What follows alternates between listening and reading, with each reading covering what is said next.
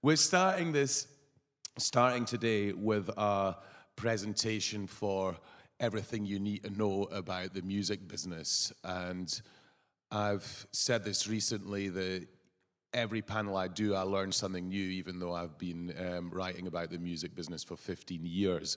So I think everyone will take something out of this presentation. And we have one of the most capable and interesting people to do this.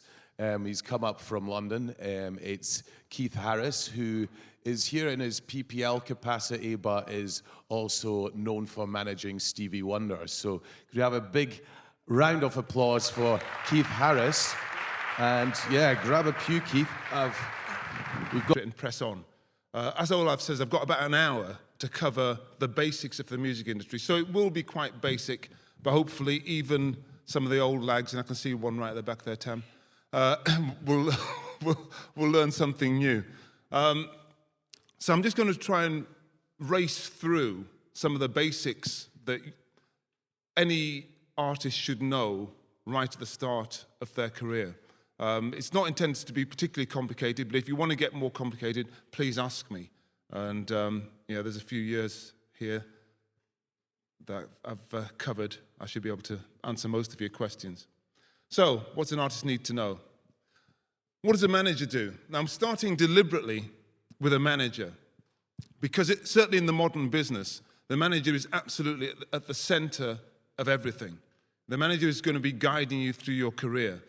I have an expression which kind of tells you what the manager does. A manager is the interface between art and commerce. And what I mean by that is this. An artist manager needs to understand both the artistic side, the artist's point of view, but also needs to understand the business imperative that most of the people that the artist is going to interact with have. They actually need to earn some money out of it.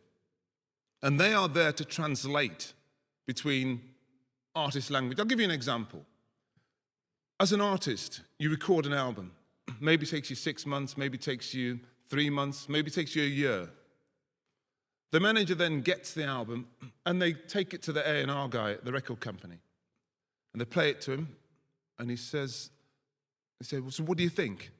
And he says, it's shit, there's no singles. So the manager then goes back to the artist and the artist says, what did he say? He said, well, he said he quite likes it, but maybe you could find 1 or 2 singles. Because if the manager says what the A&R person actually said, the relationship's over, right? The record company isn't going to be working with that artist anymore. The job of the manager is to make that kind of interpretation just so that the commercial relationship can continue to work. Second thing, the first thing that the manager is going to have to do for an artist is build a team of people. The artist is going to rely on certain key people to get their career up and running. The 2 first people that a manager will try to get in place, or a manager should try to get in place, and it's not obvious, but the first 2 people that you try and get in place are a lawyer and an accountant. It sounds probably counterintuitive that you should get an accountant in place before the artist has really earned a lot of money. But that's the time that you definitely should. It's quite common for artists to earn a fortune and end up broke. A few of you will remember MC Hammer, or McHammer as he was called in Scotland. And he, as you remember, famously made a fortune and 2 years later was skint. And why does that happen? It happens because the traditional record company or record industry model is that artists get advanced large sums of money at the start of their career to kind of get their career started and to induce them to sign a contract. Now, if you give almost any person in their 20s £250,000 or £500,000 or £1 million and say, there you go, son, there's not going to be a lot left in 18 months' time when the tax bill comes round. And that's realistically what happens. It's very, very hard for people to understand, first of all, that that money isn't all theirs, and secondly, that in 18 months' time, they won't necessarily be earning the kind of money they had hoped to earn right at the start. That's why an accountant is important. The lawyer is important because although a competent manager, will really understand the basis of a contract, the lawyers are able to do a couple of other things. First of all, they do tedious detail, right, which most managers don't. You know, we, and I include myself in this, tend to fall asleep by page 75 of 90, you know, of the classic record contract. And the way that record contracts work is the first 3 pages tell you what you're going to get. The next 97 tell you why you're not going to get that, right? So it's actually towards the end of the contract, all the stuff is included that you need to read. The second reason why a manager would get a lawyer on board is this. As an artist manager, even if you're a successful manager, you're probably going to do maybe 2 deals a year, maybe 3. Now, certainly at the moment, it's been this way for quite a while, deals change all the time, and the commercial points and the commercial terms of deals change all the time. If, as a manager, you're doing 2 or 3 deals a year, you are not necessarily going to be right up to date with the latest commercial deals. Music industry lawyers, they talk to each other all the time, and they know, how deals have varied. How many of you in the room have heard of 360-degree record deals? Anybody heard about that? Yeah, okay. When these are deals which involve the record company taking a percentage of all your different earnings. The 360-degree deal looks very different now from the deal when it was first introduced 8 or 9 years ago. And gradually those things have been changed, by lawyers negotiating. As each negotiation goes through, if a lawyer gets something which has worked for them, they're going to tell all their friends because they're really proud of it. So all the lawyers then know what the current terms are. A manager won't necessarily know that. So that's another reason why you get a lawyer on board. And a final reason why the manager would get a lawyer on board is because when you are offered a record contract, the deal tends to be generic. In other words, they pretty much all look the same. But to different artists, different things are important. It's a bit like buying a suit off a peg. You buy the suit, it roughly fits you. You then take it to a tailor who maybe lets the trousers down a bit, lets the waist out a bit, tucks makes sure the shoulders fit and all that kind of stuff. So it actually fits you perfectly. So again, to put it in music business terms, think of an artist like, say, Chrissie Hynde from The Pretenders. One of the things she was very famous for is she's an animal rights activist. So if her manager wasn't aware of that, the manager might not pay attention to certain terms in the deal. Like, for instance, control over how your music is used in marketing. She could find her music being used for a McDonald's ad.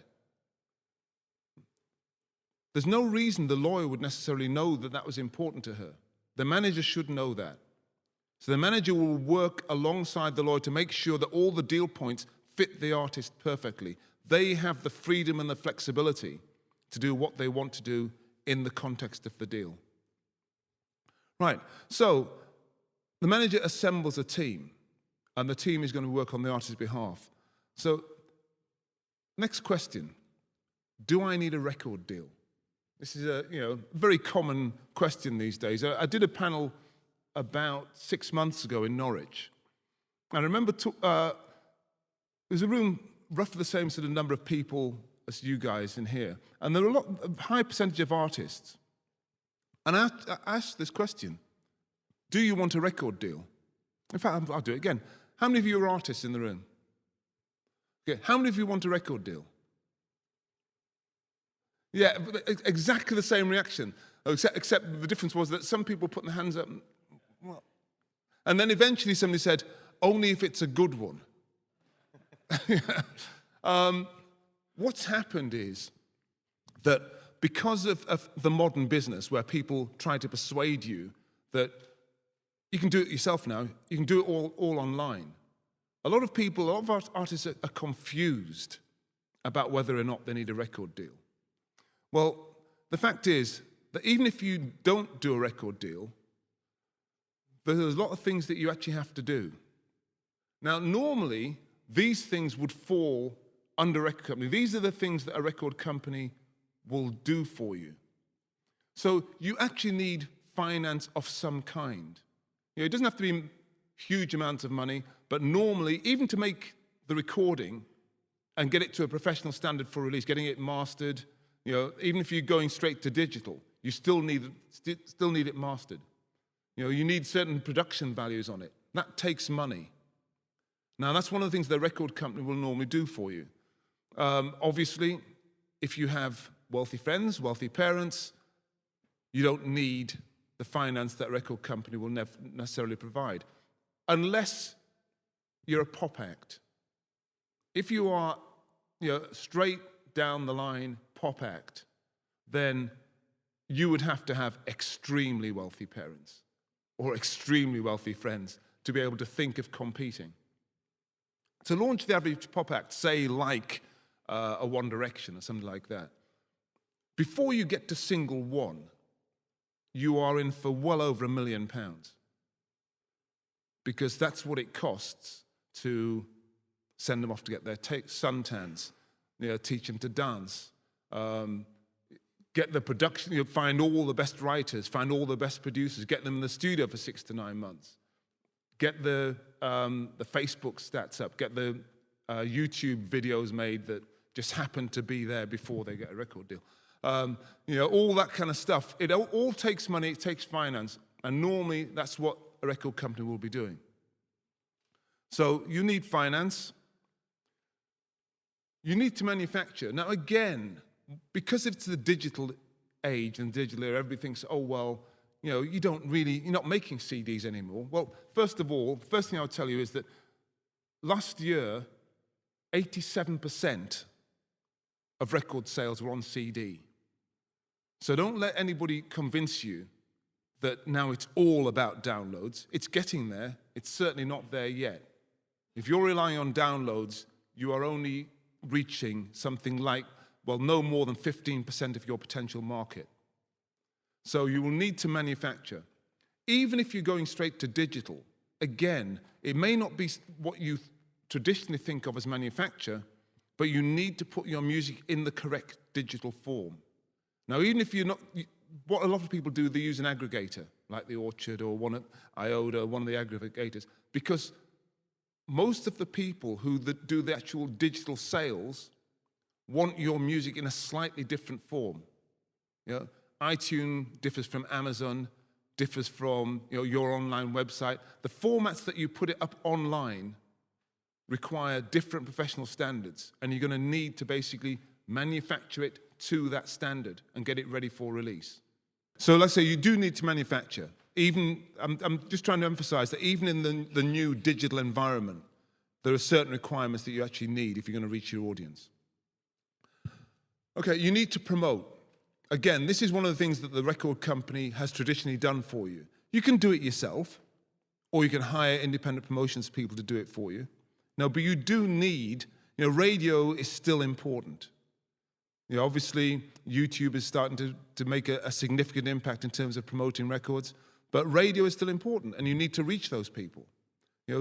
Record companies have people they pay on a daily basis to approach radio stations to get your music played. So you need to promote. You need to sell. Okay, sales is something that people often don't actually think about. The record stores have disappeared virtually from the high street, but records are still selling in supermarkets. They are still selling online. CDs are still selling online. You need to be able to reach the people to get the CDs, make the CDs available for your customer to buy. And record companies have all those inroads. And you need to license. Now, when I say license, what's happened is that music over the last few years has moved from a position where it's a sales-based model to one where it's much more a usage-based model. So when your music gets used, you have to make sure you get the maximum value out of it. And often, it's about doing a license for use of your music in connection with pictures, a synchronization license. When music is used in connection with a picture, it's called synchronization. And normally, the film company, advertisers pay a synchronization fee for that. 10, 15 years ago, the amounts of money that were being paid for those synchronization fees were huge. If you think, when Microsoft launched Windows 95, I think it was, they used the Rolling Stones song Start Me Up to advertise it. They paid $8 million for the synchronization rights to be able to use that track. Now you think, well, that's the Rolling Stones. Of course they'd pay that kind of money. But even more, lesser known acts, when Ford used Desiree to launch the Ford Focus, a song called You Gotta Be, they paid $3 million for the use of that. Now, because synchronization has become an increasingly important source, it's become more competitive. So you don't get those huge sums of money necessarily. But there is still quite a lot of money involved in licensing music. One of my colleagues at PPL approached me about 6 months ago about a small band that he's managing. To be honest, I can't even remember the name of the band. But I was explaining to him how this worked. And he was approached by a games company for some small game. They paid him £5,000 just to put this one track on the soundtrack of a not particularly well-selling video game. So you can't ignore the revenue you get from licensing your music. Record companies tend to have the contacts to be able to do this kind of licensing because they're doing it every day. Probably one of the big benefits of a record deal is the fact that the record company is doing it for their whole range of artists, which means they build relationships with the people who are in power to license your music, to put it in a film, to put it in a commercial. So that's one of the things to do. And the final thing from, do I need a record company point of view is you need to go international. Again, people let you believe that because the internet is worldwide, that all you need to do is put your stuff up there and people will come. Well, not necessarily. They might find you, but there's a probably bigger chance that they won't. If I tell you that PPL, which I work as Director of Performer Affairs, PPL licenses 6,500 new titles every week on average. That's just in the UK. 6,500 new titles every week. There's a lot of competition out there. It's one thing putting your music up there, it's another thing getting anybody to notice it. Now, in terms of international work, record companies are good at coordinating an international release. When you put out your music, most territories, if all the territories make a demand on you at the same time, you can't fulfill it.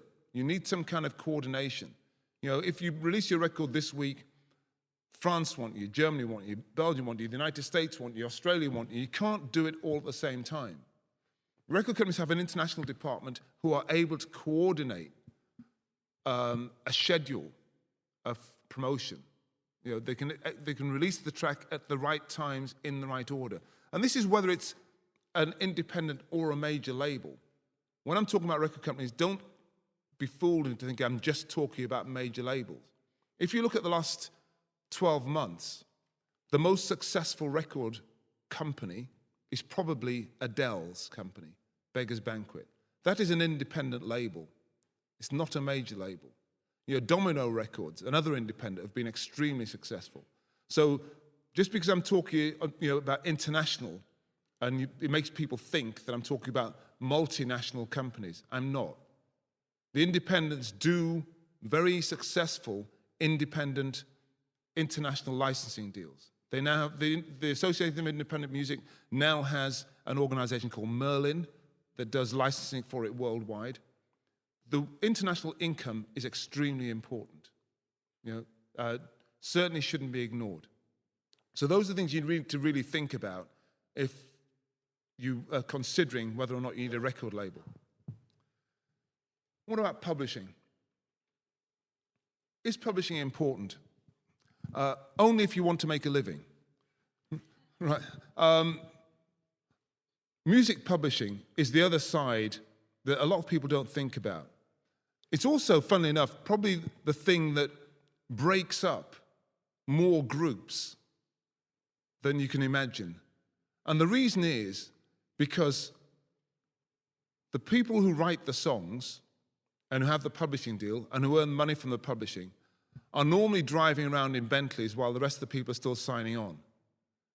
Because the publishing side of the music industry tends to earn significantly more, and especially now the record sales have declined so much. They earn significantly more than the recorded side. And the reason for that is because publishing pays wherever music and whenever music is played. So if somebody covers your song, or if somebody just does a live version of your song in a pub or a club or a restaurant, you should get paid for it, whether it's your version or not.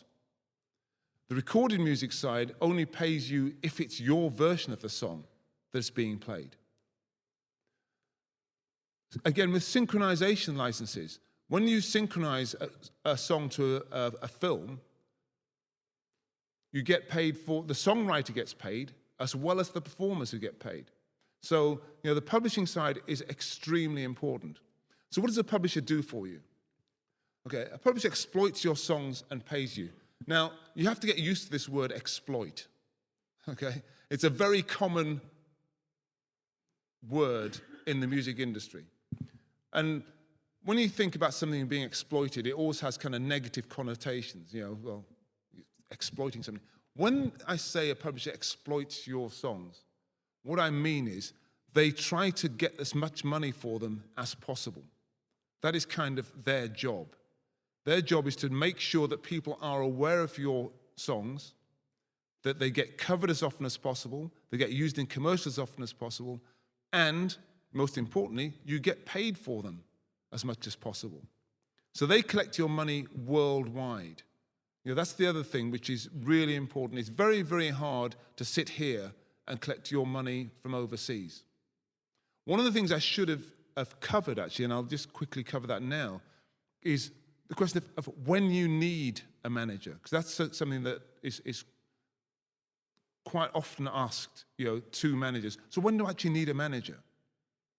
Well, what I normally say is you kind of need a manager when you find that doing the work, as I outlined earlier, for yourself is actually starting to interfere with your creative processes.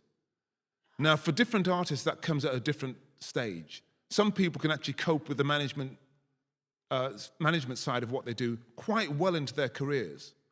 But other people find that the mental stress interferes with their songwriting, interferes with their performance.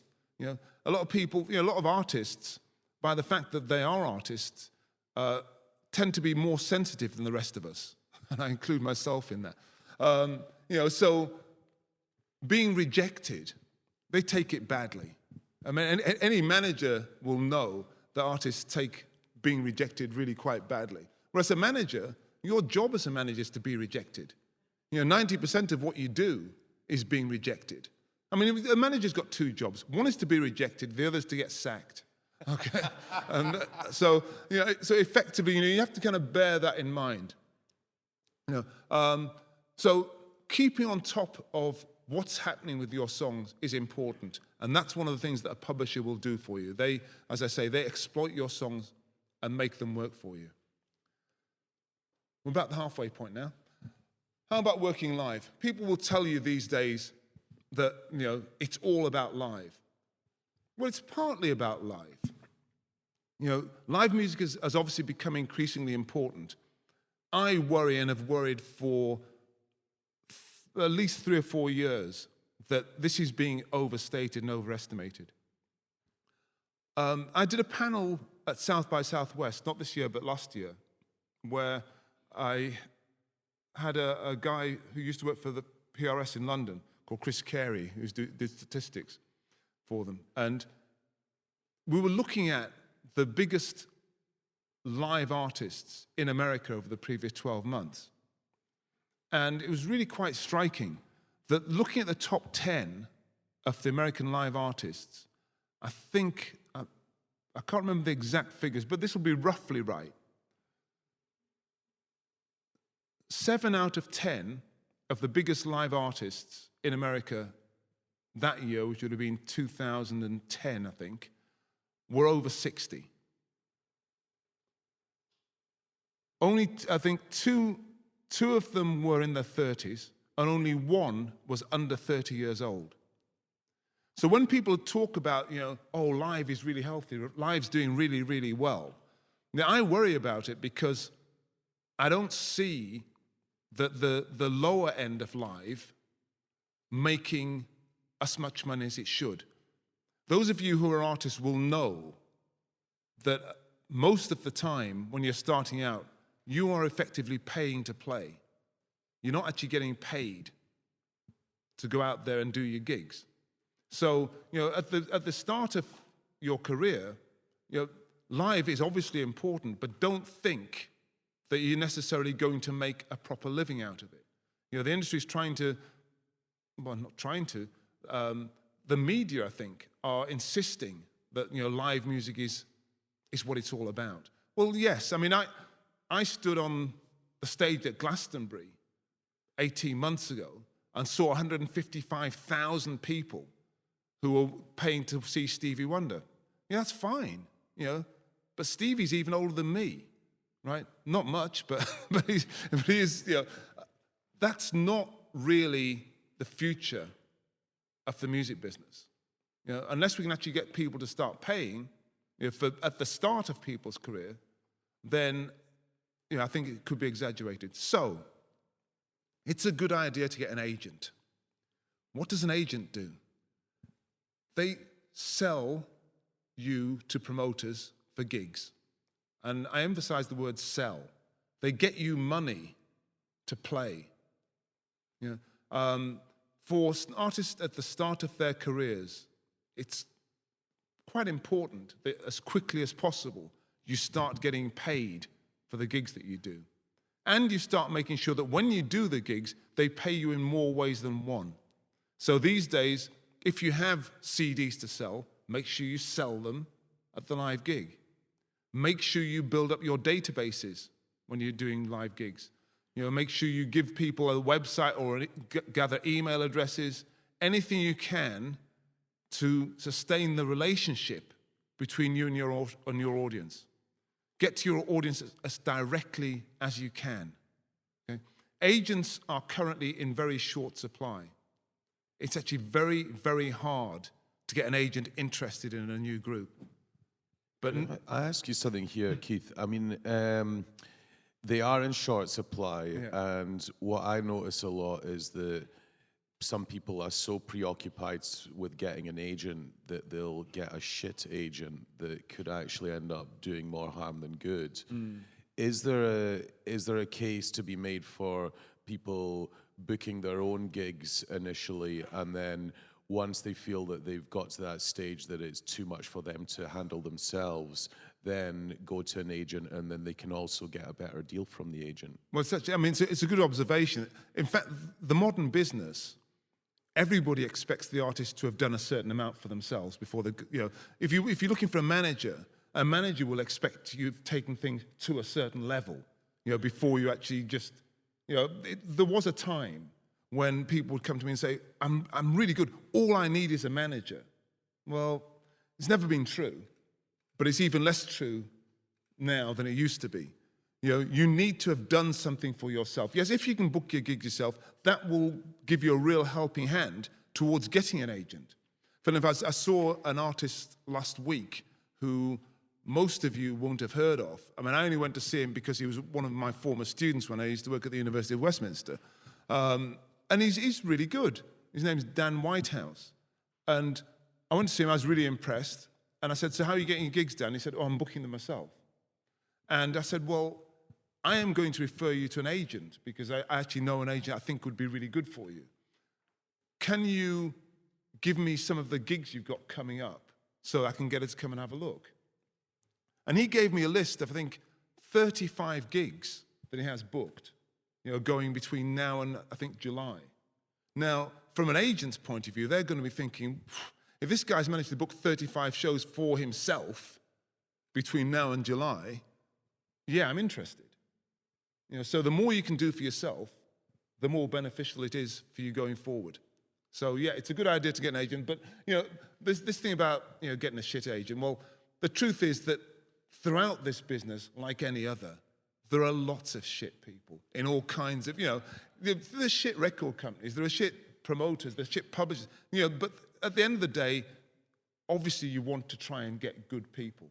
But one of the things I would emphasize, and this is another thing which I've found creeping in now to a lot of younger artists.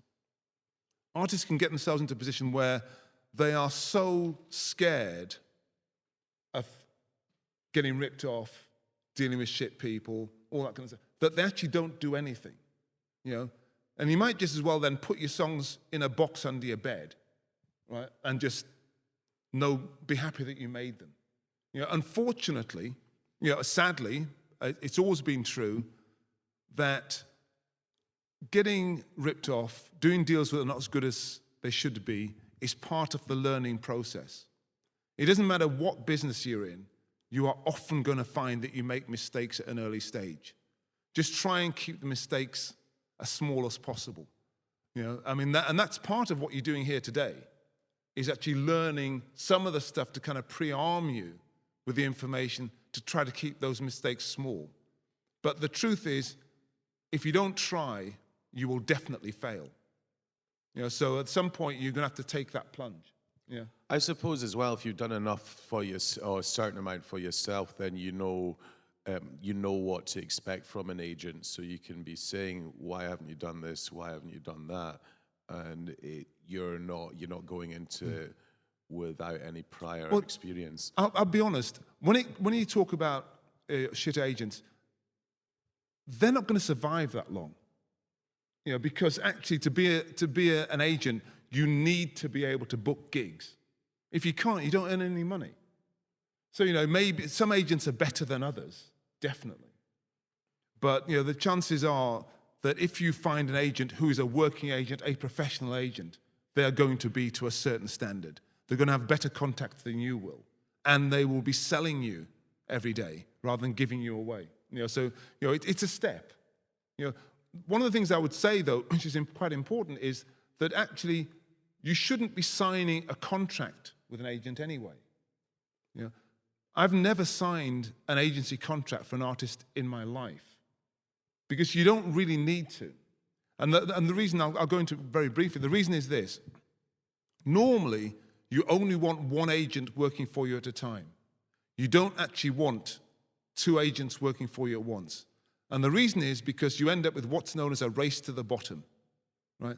Because if one agent books you at a certain amount of money and another agent books you slightly cheaper, the promoter's going to go with the cheapest, not the most expensive. All the agents can really compete on, given that you've got the same act, the same time slot, same ability, the only thing they can compete on is price. Right? And as an artist, you don't want your agents to be competing on price, because that actually reduces your price rather than putting it up. Is that clear? So most agents don't necessarily insist on you signing a contract because they know that from your point of view, they want you want to be working with that agent. And then if they don't do a good job, you move on to another agent. But to have two agents working for you at once causes confusion and is often actually damaging. Can I just say as well, if you need advice on this, then the Musicians Union, if you're a musician, or the Music Managers Forum, if you're a budding manager. So there are organizations that will give you free legal advice if you're a member, and it's a very wise thing to do, because I think very often people make the mistake of just signing whatever's put in front of them, and that's certainly not a good idea. Right. So, tour manager. Sorry, another question down the front here. That's okay. Hi there. So I'm in the situation where with my band, all of us are doing other things in life. We've got jobs, we're studying. Where do all these things fit in this kind of semi-professional lifestyle that we live in, where we make some money from what we do, not that much either? We've pretty much just blown most of our budget on working on a new album. We're doing what we can with it. I think we've made good choices, but it leaves us with not much to be able to start to get this sort of infrastructure up. Where should we kind of go, given that we've got other pursuits in life that are quite important as well?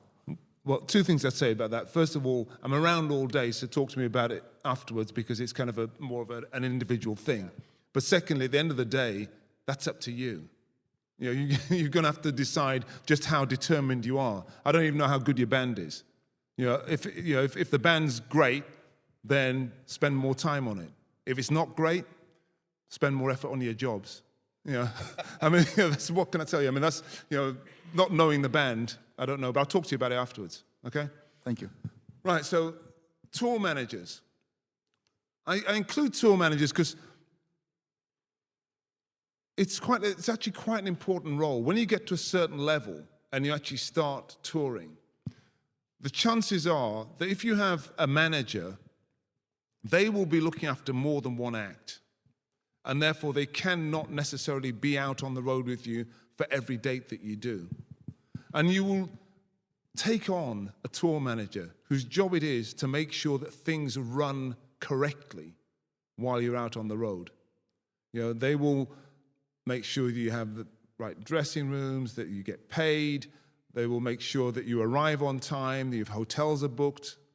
It's a really, really vital role. And for a manager, a good tour manager is absolutely worth their weight in gold. It's a specialist job. The best tour managers, I mean, I don't know if you've ever heard, there's an old song called King of the Road. Every hand out in every town, every lock that ain't locked when no one's around. I mean, a good tour manager knows absolutely everything about every town they're going to go into. They know that, there's sensible price hotels. They know, whether it's better to drive or to take the train. They have detailed specialist knowledge. And certainly for any young manager out there, I can tell you that having a good tour manager is really, really worthwhile. It may sound like an unnecessary expense, but it can really save you an incredible amount of hassle. What is a rider? Many of you will have heard about riders. They normally come up when people talk about sort of ridiculous demands. Like, I've forgotten the band who... The Van Halen. Yeah, bowl of M&Ms with all the green ones taken out and all that kind of stuff. Yeah, the rider is something that goes alongside a live contract.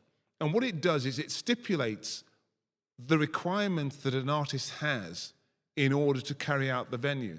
Now, the rider, certainly with the bigger groups, it's divided into two parts. With the small bands, they normally put them together. With the bigger bands, they have what they call a technical rider. And the rider, it's like part of the contract, but it's sort of tacked on the end. So the main contract will just have where you're playing, how much you're getting paid for it, how long you're expected to play, how are you getting paid. So in other words, cash on the night, cash in advance, check on the night. That's the main part of the contract. The rider is attached to that, and it actually sets out some other things. The technical rider will set out some of the technical things that you need in order to perform. Some of them are really obvious, like, for instance, PA system. Who's providing the PA? And what type of PA, what size of PA are you going to need? The stage, what size of stage do you need? Obviously, if you're a 15-piece band and the stage is 6 foot by 6 foot, it's not going to work. When you get to bigger bands, things which are not obvious, but are an important part of the technical rider. So, for instance, in a place like this, how high is the ceiling? if you have a ceiling which is, quite a low ceiling, 20, 30 feet high, and you have, say the kind of lighting rig we used at Stevie a couple of years ago, you will literally fry. Because if you don't have 30 feet clearance and you have more than 1,000 lamps, that's pretty hot. Okay, so that's the kind of thing which is in the technical rider. There's some other things in the technical rider. Again, with the bigger bands, like, do you have forklift truck access? Stevie carries a grand piano. If you don't have forklift truck access, you're not getting that piano on the stage, right? So there's a lot of the technical things that are actually needed. The power supply. Do you have enough power in the building? They're the part of the technical rider, and will need to be sent to the promoter in advance, so they know what you need in order to be able to perform. Then, attached to that is the rider which people think is frivolous, the kind of the artist rider. And that includes, how many beers you want, the size of your dressing rooms, what food you need to be provided with. Now, the point is, because of the fact that people will hear about the frivolous stuff, they actually forget that some of the stuff is actually pretty essential in that personal rider. Like dressing room accommodation. If you have a band, say you have a mixed band and you only have one dressing room, that could be an issue. If you have one dressing room, which is again 6 by 6, and you have a 15-piece band, that could be an issue. If you don't have food provided, and you've done, say as I did today, I left my house at 5 o'clock this morning. Now, I could have been going to a gig. Now, if I'd been gigging tonight, and I'd come up here, sound check, properly press interviews, and before the gig starts, nobody provided food, it's not going to be a very good gig, right? So normally, things like food, and food for the road crew, don't forget, that will normally be in the rider. Because if you don't feed your road crew, they normally arrive first thing in the morning and start setting stuff up. If they have to go off and find food, those are hours wasted when they need to be setting the stage. So there's a lot of stuff in the rider which might seem frivolous, but actually can be quite important, the artist rider. No, this is interesting, because I've seen some riders for bands that really aren't very big yet, and they maybe have a manager or an agent, and then you'll have a small promoter that is paying them essentially what the going rate is, or maybe a little bit more, and then they agree the deal, and they get this rider where it's more booze than you could drink in a week, and food requests that you'd end up obese if you ate all that over one night. And how can you find a common ground there? Is it possible on these sort of things, especially if you're a small promoter or a small agent, to find a happy medium, to broach this subject of the rider before you think you've agreed everything, and then get this insane list of demands? Yeah. Well, I find that most promoters, when they get this insane list of demands, have two words, one involving sex and the other involving travel, right, which normally works very well. They don't normally fulfill those kind of outrageous riders. But like I said, there are some things which are really quite. I'll give you an example. Again, going back to Stevie's rider. One of the things that he has in his rider is he wants a humidifier in every room. And a humidifier, for those of you who don't know, because we don't really have them too much in this country, is a little box that pumps kind of steam into the room to keep the air wet rather than dry, because the atmosphere gets very dry. And the reason why that's in his rider is because, particularly in America, every venue you ever go to is air conditioned. Everywhere you go is air conditioned. And if you're a singer, air conditioning will dry out your vocal cords very quickly. So he wants a humidifier in every room because he sings for 2.5 hours a night. And if his vocal cords are dried out, well, let's put it this way, he was 62 in May, next month, right? So he wouldn't still be singing at the level he's singing now if it wasn't for that kind of stipulation. Now, to some people, it looks ridiculous, it looks pampered, but technically, it's important.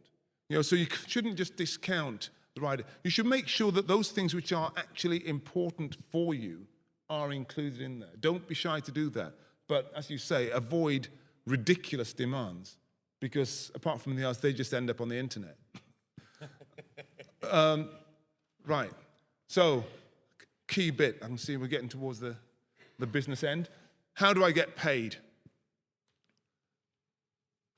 Best thing is to register with the collection societies.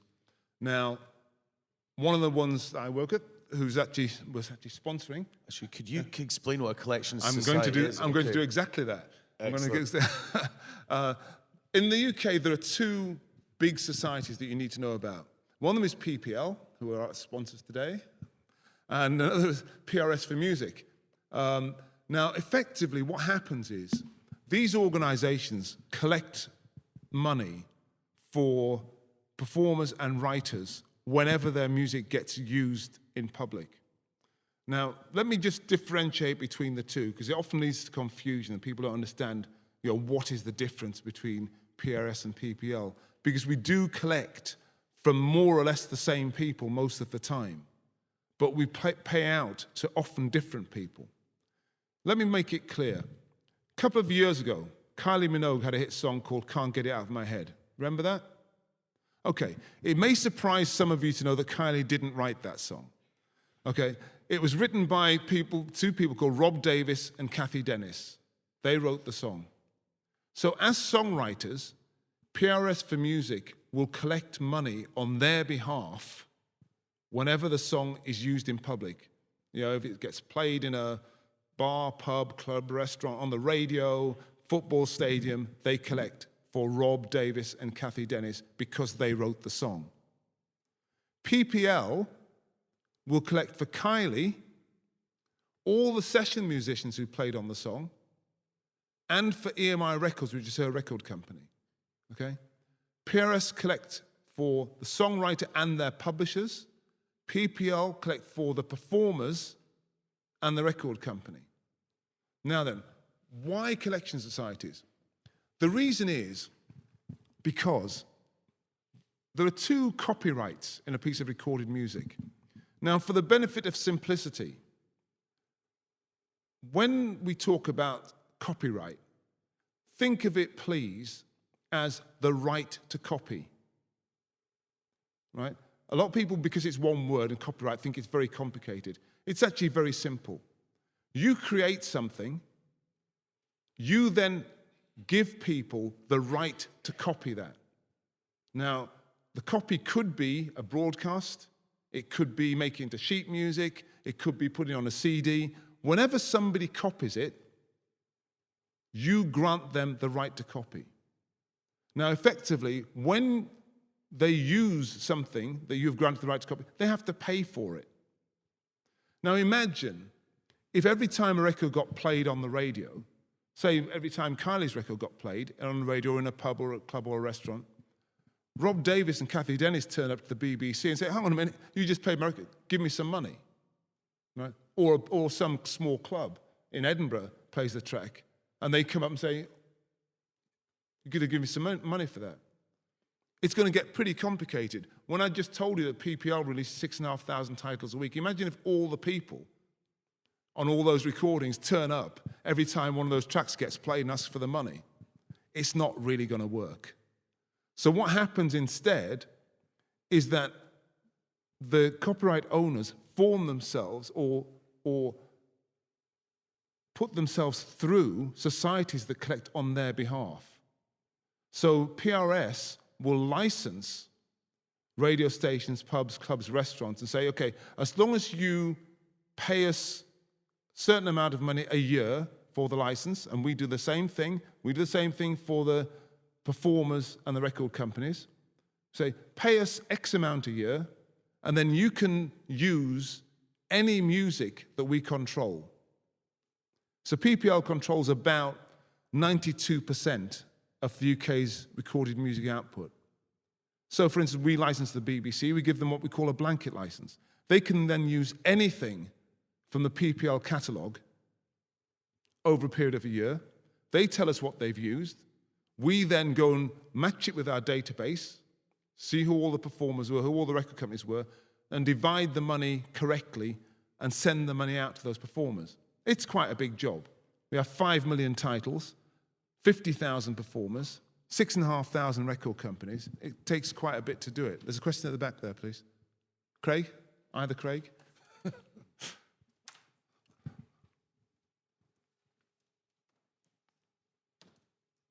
Thank you. I wear 2 hats here because I'm an artist manager, Yeah. so therefore I want him to collect everything that's due to him through Right. PRS and PPL. But I also own a CD shop. Right. Now, I've had tiffs with PRS in the past because I feel that CD shops shouldn't have to pay a license because we are in fact promoting the artists. And I did ask them, where does our fee get used? We pay that amount every year. Which artist does it go to? Okay. Where does that pot go Okay, to? can I say 2 things about it? First of all, certainly from radio in this country, it's a pretty exact science. The BBC give us, and I'm sure they do the same for PRS, 100% reporting. We know everything that's being used, and we can actually allocate it very evenly and fairly. When it comes to shops, pubs, clubs, restaurants, it's a much more inexact science, obviously. We don't know exactly what's being played. But we do use sampling companies that go around listening to what's being played in shops and making a note of it and give us some feedback. And we extrapolate from that. So it's not necessarily going to be accurate, but it will be based on something as best as we can get. Now, both us and PRS at the moment, I know that we are certainly trialing new digital systems. Like for most of you will be familiar with Shazam, right? Where you hold up your phone to the radio and it tells you what the song is. Those are the kind of systems we're trialing now to try and find systems which will automatically monitor what's being played in public, which will obviously be a much more accurate way. In terms of promoting the songs, funny enough, it's exactly the same argument that American radio has been using to avoid paying anybody. In America, this right to public performance doesn't exist it does for songwriters, but not for performers. Right? So American commercial radio takes $16 billion a year, but doesn't pay the performers when the records get used. And they use the same argument, which is, well, we're promoting their music. Okay, you tell Aretha Franklin that somebody who's playing I Say a Little Prayer is promoting her song, 35 years after it was released. What you find is that most shops, pubs, clubs, restaurants, CD places are playing the hits. They are playing the songs that people want to hear because it helps them keep people in the shop. That's kind of one of the things that goes on. I mean, there is actually an agreement with an organization called ERA, the Entertainment Retailers Association, which actually sometimes provides it does provide a reduced rate for PRS and PPL fees for record shops. So there actually is a discount for those kind of members of ERA.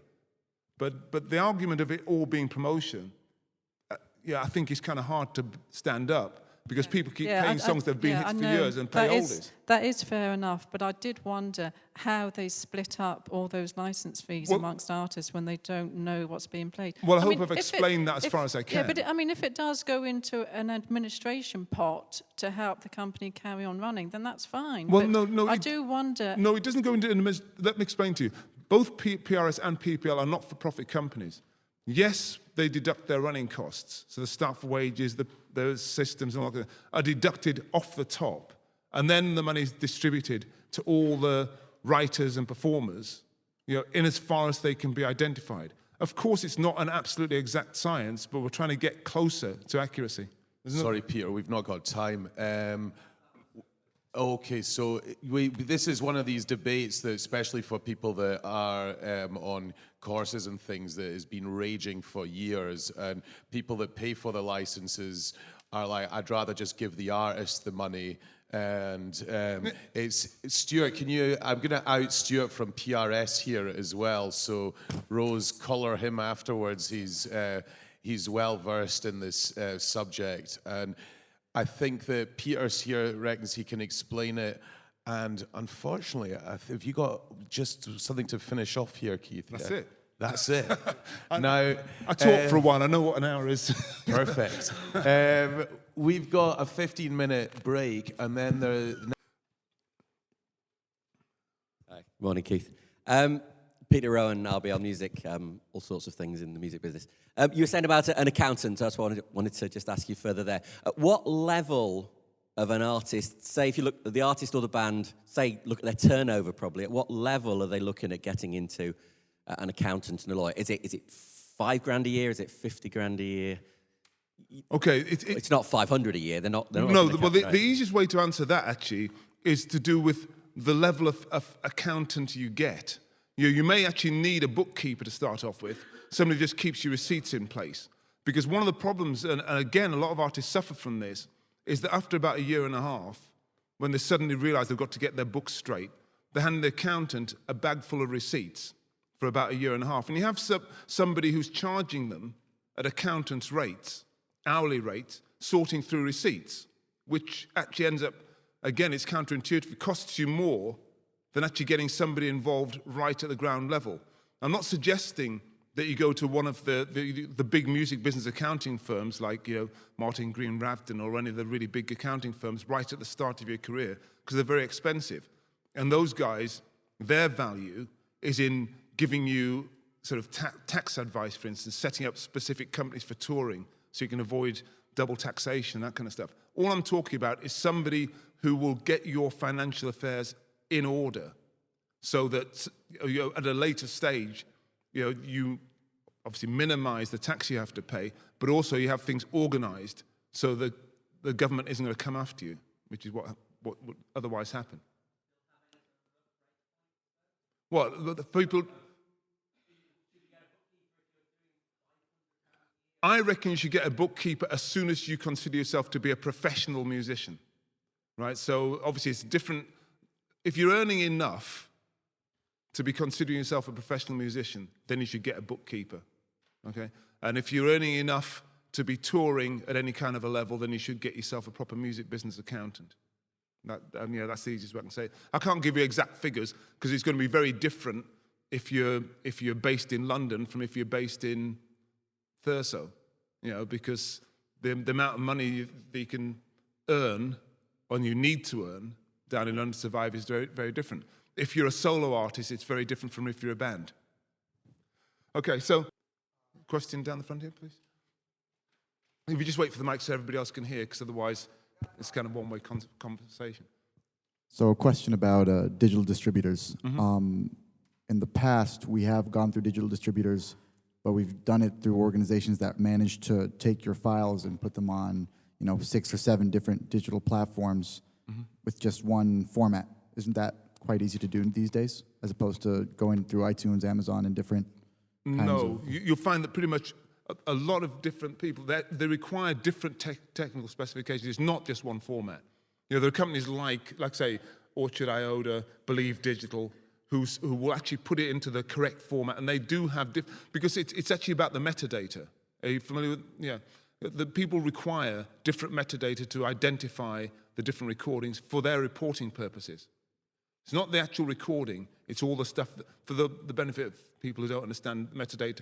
It's all the identifying digital information that goes around the track. Could I say something here? We've got Scott Cohen coming this afternoon, who actually founded the Orchard, which is now merged with Iota, so it is like the biggest digital music distribution company. So I would say, just in the interest of time, he's a great guy to nab, and he's going to do a whole hour's talk on how to get the best out of digital stores. So when you're targeting that 15% after you've heard Scott, it might be about 20 or 25%. So, he'll help you with that.